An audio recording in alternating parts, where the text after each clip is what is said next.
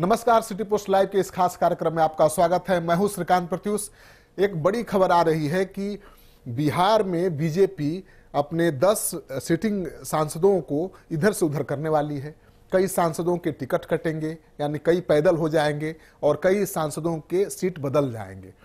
BJP दरअसल ये plan कर रही है, ये गणना करवा रही है कि कौन सी ऐसी सीट है जिसको दोबारा वो जीत सकती है, कौन सी ऐसी सीट है जिसे सहयोगी दल जीत सकते हैं। और इस काम में बिहार प्रभारी लगातार जो बीजेपी के हैं लगे हुए हैं। भूपेंद्र यादव, उन्होंने घूम घूम करके सारे लोकसभा क्षेत्रों का दौरा किया, वहां पर मीटिंग की, बैठकें की और ये तय कर रहे हैं कि कहां बीजेपी या उसके सहयोगी दल जीत सकते हैं। उसी हिसाब से ये रणनीति बन रही है लोकसभा की।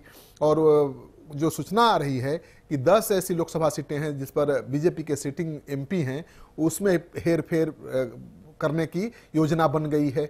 यानी कई सांसदों के टिकट कट जाएंगे। शत्रुघ्न सिन्हा का तो कटा हुआ है, आप जानते ही हैं। कीर्ति आजाद भी पैदल हो चुके हैं, कांग्रेस से चुनाव लड़ेंगे, वो भी पता है।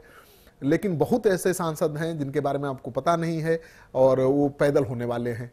बहुत ऐसी बीजेपी की वर्तमान लोकसभा सीटें हैं जो जेडीयू या सहयोगी दलों के खाते में जाने वाली हैं। तो इसको लेकर जो सांसद हैं उनकी बेचैनी बढ़ी हुई है कि किसका सीट छीनने वाला है, किसका सीट बदलने वाला है। क्योंकि जब तक पार्टी आलाकमान घोषित नहीं करेगा तब तक कुछ कहा नहीं जा सकता है। तो कई ऐसी सीटें हैं, लेकिन 10 सीटों पर हेर फेर होना तय है। तो अब देखिए कि बीजेपी की जो ये रणनीति है अपने सिटिंग सीटों पर उम्मीदवार बदलने का या अपने सिटिंग सीटों को भी सहयोगी दलों के साथ साझा करने का, वो आगामी लोकसभा चुनाव में कितना फायदेमंद होता है ये देखने वाली बात होगी। आने वाला वक्त ही बताएगा। क्योंकि पिछले लोकसभा चुनाव की तरह इस बार मोदी लहर नहीं है और इस बार मुझे लगता है कि जो विपक्ष है ज़्यादा गोलबंद है। उसके पक्ष में जो मतदाता हैं उनकी गोलबंदी बहुत ज़्यादा मजबूत है। यहाँ महागठबंधन से मुकाबला है बीजेपी का। महागठबंधन में कांग्रेस है, आरजेडी है, वामपंथी दल हैं और भी कई छोटे छोटे दल हैं। और सबसे बड़ी बात यह है कि आरजेडी के साथ जो अल्पसंख्यक समाज है पूरी मजबूती के साथ खड़ा है। आरजेडी के पास एक मुश्त 16% यादव हैं जो भावना भीतर से जुड़े हुए हैं, लालू यादव के साथ भावना से जुड़े हुए हैं, तो वो लालू का साथ छोड़ेंगे नहीं। तो ऐसे में बीजेपी की चुनौती बिहार में बढ़ी हुई है और बीजेपी फूक फूक कर कदम रख रही है। सहयोगी दल ज़्यादा से ज़्यादा सीटें लेना चाहते हैं, लेकिन बीजेपी इस बार किसी को उस सीट को देने को तैयार नहीं है जो हार जाए। यानी बीजेपी अपने सहयोगी दलों के उम्मीदवारों पर भी नज़र डाल रही है कि आखिर जो सीटें वो मांग रहे हैं उन सीटों पर वो जीत पाएंगे या नहीं। यानी बीजेपी की रणनीति है कि सहयोगी दल को भी वही सीट मिले जो जीत सकते हैं। अगर ऐसी सीट आप मांगेंगे जिसको आप जीत ही नहीं सकते हैं तो बीजेपी नहीं देने वाली है। और इसी को लेकर बीजेपी में और सहयोगी दलों में रार मचा हुआ है। उपेंद्र कुशवाहा लगातार हंगामा कर रहे थे, अब उनके सुर बदल गए हैं। अब वो नरेंद्र मोदी को फिर से पीएम बनाने की बात करने लगे हैं। दूसरी तरफ नीतीश कुमार कह चुके हैं कि बीजेपी से समझौता हो चुका है। लेकिन सच्चाई यही है कि अभी तक न तो जेडीयू से सीटों की तालमेल को लेकर कोई बातचीत बीजेपी ने की है और न ही रालोसपा से बातचीत की है। किसी भी दल से बीजेपी ने अभी सीटों के बंटवारे पर कोई बातचीत नहीं की है।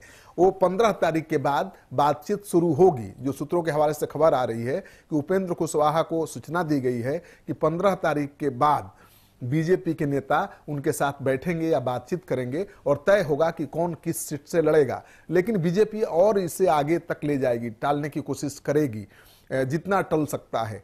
तो अब जो दबाव बनाया जा रहा था उपेंद्र कुशवाहा की तरफ से, नीतीश कुमार की तरफ से, वो अब दबाव शांत हो चुका है।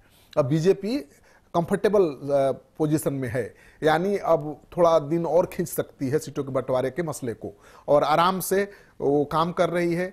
समीक्षा चल रही है कि किस सीट को बीजेपी जीत सकती है, किस सीट को उनके सहयोगी दल जीत सकते हैं और उसी आधार पर सीटों का बंटवारा होगा। तो किसको कितना सीट मिलेगा ये उनकी क्षमता पर जो आकलन है चुनाव कमेटी का, बीजेपी का, भूपेंद्र यादव की जो रिपोर्ट होगी उसके आधार पर बीजेपी आलाकमान तय करेगा कि कौन सी सीट किस सहयोगी दल को देना है और कितनी सीटों पर अपनी पार्टी के उम्मीदवार को खड़ा करना है और किस उम्मीदवार को मैदान से बाहर कर देना है, किस उम्मीदवार को मैदान में भिड़ा देना है। आपको ये खबर अच्छा लगे तो अपने दोस्तों के साथ शेयर करिए, हमारे यूट्यूब चैनल को सब्सक्राइब करिए और बेल आइकन दबाना बिल्कुल मत भूलिए, तभी आप तक सिटी पोस्ट लाइव की ताज़ा तरीन खबरें पहुंचेंगी। नमस्कार।